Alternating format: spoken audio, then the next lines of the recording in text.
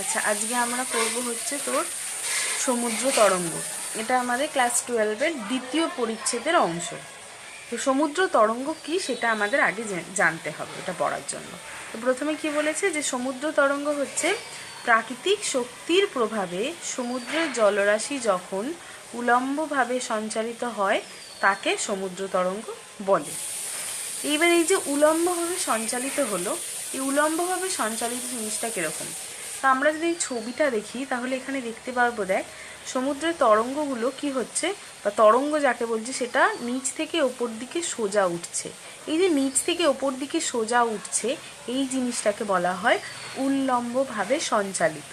তাহলে এই যে নিচ থেকে ওপর দিকে যখন সোজা ওঠে, কখন সোজা ওঠে? যখন সমুদ্রের বক্ষের মধ্যে কোনো দুটো শিলা পরপর পরস্পরের মধ্যে ধাক্কা লাগে, বা অন্য কোনো কারণে ধর ওপর দিয়ে প্রচণ্ড জোরে বায়ু প্রবাহিত হচ্ছে, তখন এই জলটা সমুদ্রের উলম্বভাবে ওঠানামা করে, তখন এটাকে বলা হয় সমুদ্রের তরঙ্গ। এবার হচ্ছে একটা সমুদ্রের তরঙ্গের নির্দিষ্ট কতগুলি অংশ রয়েছে। আমাদের পাঠ্য বইয়ে এখানে 7টি অংশ দেওয়া রয়েছে, তাই আমরা 7টি অংশ নিয়ে প্রথমে আলোচনা করব। তো 7টি অংশ কি কি? ফার্স্ট রয়েছে ঊর্ধ্বভঙ্গ ও অধোভঙ্গ। আমরা ভাঁজ পড়ার সময় পড়েছিলাম যে ঊর্ধ্বভঙ্গ অধোভঙ্গটা কীরকম। যদি এটাকে একটা পাহাড় বা ভাঁজ কল্পনা করি, তাহলে পাহাড়ের যে ওপরের অংশটা বেঁকে রয়েছে সেটাকে ঊর্ধ্বভঙ্গ বলে, নিচের অংশটাকে বলা হয় অধোভঙ্গ। যেহেতু এই তরঙ্গটা বা সমুদ্র তরঙ্গটা দেখতে অনেকটা এই ভাঁজের মতো, তাই এর ওপরের অংশটাকে আমরা ঊর্ধ্বভঙ্গ বলছি, নিচের অংশটাকে বলছি আমরা অধোভঙ্গ। দ্বিতীয় অংশটা এর আচ্ছা, এবার আমরা পড়বো হচ্ছে তরঙ্গ শীর্ষ। তরঙ্গ শীর্ষ জিনিসটা কি? তরঙ্গ শীর্ষ বলছে যে তরঙ্গের ঊর্ধ্বভাগের সর্বোচ্চ অংশকে বলা হয় তরঙ্গ শীর্ষ। এবার যদি আমরা এই ছবিটা দেখি তাহলে আমরা দেখতে পাবো যে একটা তরঙ্গ হচ্ছে এটা, এই বলেছে ঊর্ধ্বভাগের অংশটা বা ঊর্ধ্বভাগের সর্বোচ্চ অংশ, তাহলে তরঙ্গের ওপরের অংশ বা ঊর্ধ্বভাগ এটা, এটার সব থেকে উঁচু অংশ বা সর্বোচ্চ অংশ হচ্ছে এই জায়গাটা, যেটা এরকম ভেঙে ভেঙে গিয়ে পড়ছে, মানে যেখানে সর্বোচ্চ বাঁক নিচ্ছে তরঙ্গটা, এই জায়গাটাকে বলা হচ্ছে তরঙ্গ শীর্ষ। নেক্সট আছে তরঙ্গ দ্রোণী। তরঙ্গ দ্রোণী বা এটাকে আমরা বলতে পারি তরঙ্গ খাত। খাত মানে কি? যে দুটো তরঙ্গ, এই একটা তরঙ্গ আর এই একটা তরঙ্গ, এর মধ্যবর্তী অংশটা হচ্ছে নিচু অংশ, নিচু, যেটাকে আমরা খাত বলি। মানে হচ্ছে মোটামুটি এটাকে আমরা কি বলি, যে অর্ধভঙ্গ বলি, অধভঙ্গ বলি।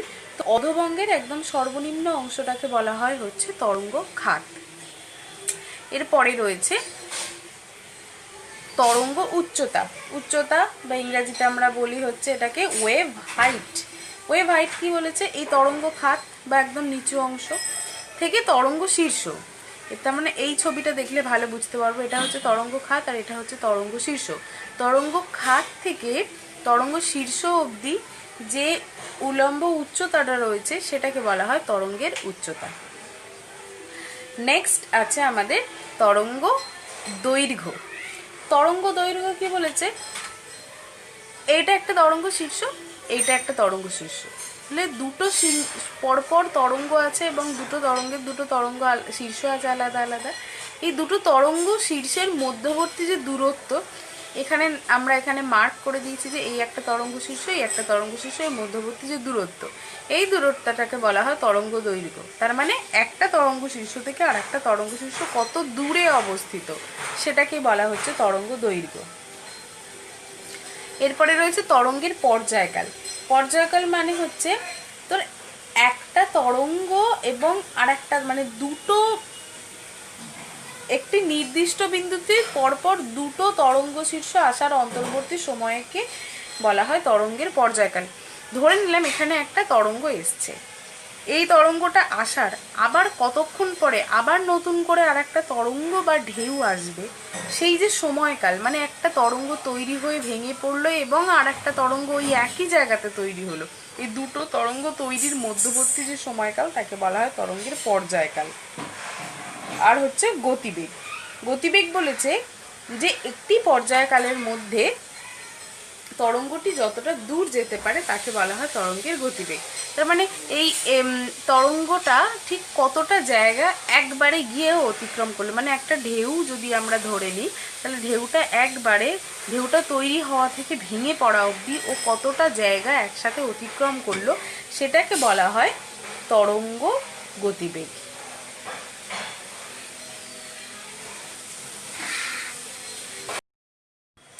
নেক্সট আসছে সমুদ্র তরঙ্গের শ্রেণীবিভাগ। সমুদ্র তরঙ্গ বা ঢেউ যেটাকে বলি সেটার কতগুলো বৈশিষ্ট্য রয়েছে এবং বৈশিষ্ট্য অনুযায়ী সমুদ্র তরঙ্গকে নির্দিষ্ট কতগুলো ভাগে ভাগ করা আছে।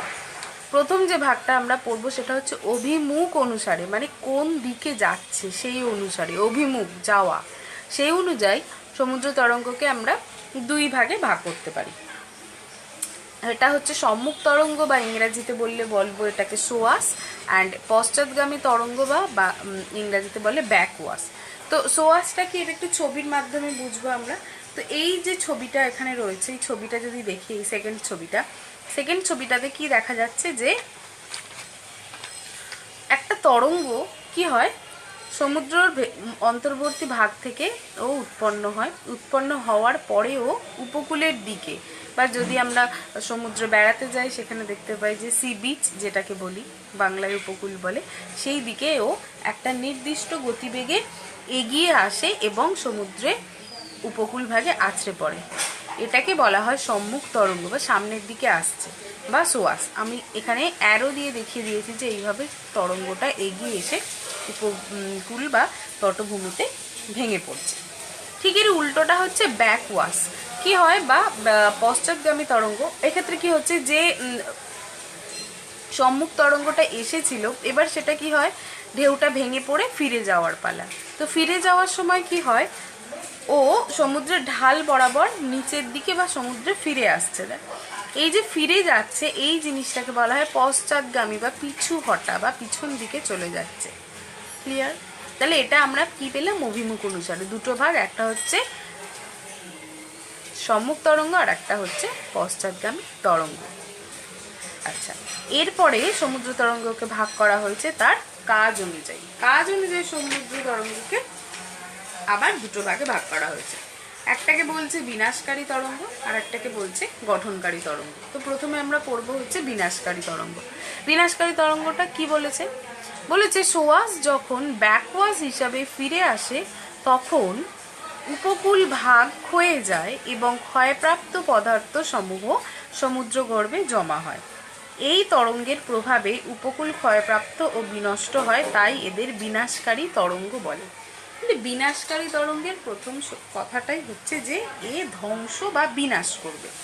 তো প্রথম ক্ষেত্রে কি বলেছে যে সোয়াস মানে আমরা জানি যে তরঙ্গটা বা যে ঢেউটা উপকূলের দিকে আসছে, তাহলে উপকূলের দিকে এই ঢেউটা এলো, এসে উপকূলে ভেঙে পড়ে, ঢেউটা ভেঙে পড়ে যাওয়ার পরে যখন ফেরত যায় উপকূলের ওই জলের গতিবেগের সাথে নুড়ি, বালি, কাঁকড় প্রভৃতি উপকূল থেকে সমুদ্র গর্ভে চলে যায়। যেহেতু উপকূল থেকে চলে যাচ্ছে সমুদ্র গর্ভে, ফলে উপকূলের এখানটা কি হচ্ছে, ক্ষয়ে যাচ্ছে এবং সব কিছু নিয়েও জমা করছে সমুদ্রের তলদেশে।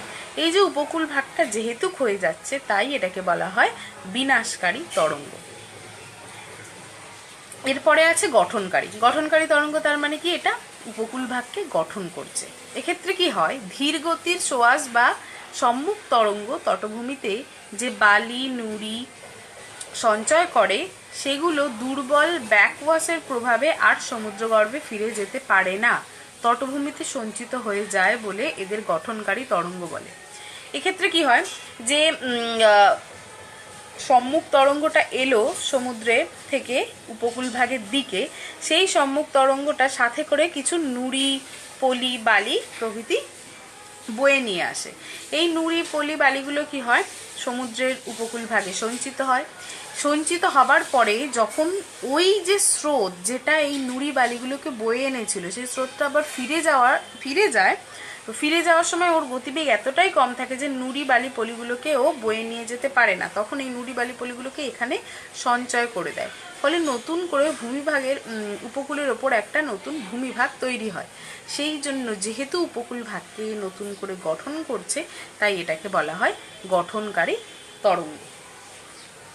তাহলে এটা হলো সমুদ্রের কার্য অনুসারে। তাহলে প্রথমে পেয়েছিলাম অভিমুখ অনুসারে সম্মুখ তরঙ্গ এবং পশ্চাৎগামী তরঙ্গ, দ্বিতীয় পেলাম হচ্ছে কার্য অনুসারে, কার্য অনুসারে এটা হচ্ছে বিনাশকারী তরঙ্গ এবং গঠনকারী তরঙ্গ। তৃতীয় পর্যায়ে আমরা পাবো হচ্ছে তরঙ্গের শ্রেণীবিভাগ করা হয়েছে গঠন ও প্রকৃতি অনুযায়ী। গঠন ও প্রকৃতি অনুযায়ী তরঙ্গকে আরও দুটো ভাগে ভাগ করা হয়েছে। সেই ভাগ দুটোকে বলা হয়, একটাকে বলা হয় অনুপ্রস্থ তরঙ্গ আর একটাকে বলা হয় অনুদৈর্ঘ্য তরঙ্গ। তো অনুপ্রস্থ আর অনুদৈর্ঘ্য তরঙ্গটা এবার আমরা করব। কি বলেছে? অনুপ্রস্থ তরঙ্গ যে তরঙ্গের জলরাশি ওপরে নিচে ওঠানামা করে তাকে বলা হয় অনুপ্রস্থ তরঙ্গ। এক্ষেত্রে কি হয়, এটার আর একটা নাম আছে যেটাকে স্পন্দন তরঙ্গ বা ট্রান্সভার্স ওয়েভও বলা হয়। তো অনুপ্রস্থ তরঙ্গের ক্ষেত্রে কি হয়, জলরাশি কি বৃত্তাকারে ঠিক এইরকমভাবে জলরাশি ঘুরতে ঘুরতে ঘুরতে ঘুরতে ওপর থেকে নিচে নামে। তাহলে ওপর থেকে নিচে নামলো, আবার নিচ থেকে ওপরে উঠলো। এর ফলে এই যে বৃত্তাকার একটা তরঙ্গ রাশির সৃষ্টি হচ্ছে, এটাকে বলা হয় কি? অনুপ্রস্থ তরঙ্গ। আর অনুদৈর্ঘ্য তরঙ্গ, অনুদৈর্ঘ্য তরঙ্গটা কি বলেছে? অনুপ্রস্থ তরঙ্গ বৃত্তাকার পথে সমুদ্রবক্ষে ধাক্কা খেয়ে উপবৃত্তাকার পথে পরিবর্তিত হয় এবং তরঙ্গ এক জায়গায় অবস্থান না করে উপকূলের দিকে অগ্রসর হলে তাকে অনুদৈর্ঘ্য তরঙ্গ বলে। তাহলে অনুপ্রস্থ তরঙ্গ একটা জিনিস দেখেছিলাম, এটা বৃত্তাকার, আর অনুদৈর্ঘ্য তরঙ্গে যে পার্থক্যটা হচ্ছে সেটা হচ্ছে উপবৃত্তাকার। ঠিক আছে, মানে উপবৃত্তাকার আমরা এটা জানি, বৃত্তাকার হচ্ছে এই জিনিসটা, আর উপবৃত্তাকার অনেকটা ডিমের মতো দেখতে হয়। মাঝখানটা বা কেন্দ্রটা, এই যে এটা যেটা কেন্দ্র, সেগুলো চ্যাপ্টা হয়, দুই দিক স্ফীত হয়। তো এই অনুদৈর্ঘ্য তরঙ্গের সাথে অনুপ্রস্থ তরঙ্গের পার্থক্য হচ্ছে যে অনুদৈর্ঘ্য তরঙ্গটা হয় কিছুটা উপবৃত্তাকার এবং এটা কি হয়, উপকূলের দিকে এগিয়ে আসতে থাকে। এইটাকে স্থানান্তরী তরঙ্গ বলা হয়ে থাকে অনেক সময়। এবার অনুদৈর্ঘ্য তরঙ্গ আগে কি হয়, অনুদৈর্ঘ্য তরঙ্গ যেটা হয় সেটা হচ্ছে উপকূলের কাছে সৃষ্টি হয়, আর অনুপ্রস্থ তরঙ্গ যেটা হচ্ছে সেটা হচ্ছে তটরেখা থেকে অনেক গভীরে সমুদ্রের ভেতরে তৈরি হচ্ছে। তাহলে এইটা হচ্ছে অনুপ্রস্থ এবং অনুদৈর্ঘ্য তরঙ্গের ভাগ, এই শ্রেণী পার্থক্য বলতে পারি আমরা। তো মোটামুটি আমরা তিনটে ভাগ পেলাম তরঙ্গের। কি পেলাম? ফার্স্ট হচ্ছে অভিমুখ অনুসারে, এটা হচ্ছে সম্মুখ বা পশ্চাৎগামী তরঙ্গ, কার্য অনুসারে বিনাশকারী এবং গঠনকারী তরঙ্গ, এবং গঠন ও প্রকৃতি অনুসারে আমরা পেলাম অনুপ্রস্থ ও অনুদৈর্ঘ্য তরঙ্গ। আরেক ধরনের তরঙ্গ আছে যেটাকে আমরা বলি হচ্ছে ঊর্মিভঙ্গ। ঊর্মি শব্দের অর্থ কি? ঊর্মি শব্দের অর্থ হলো ঢেউ।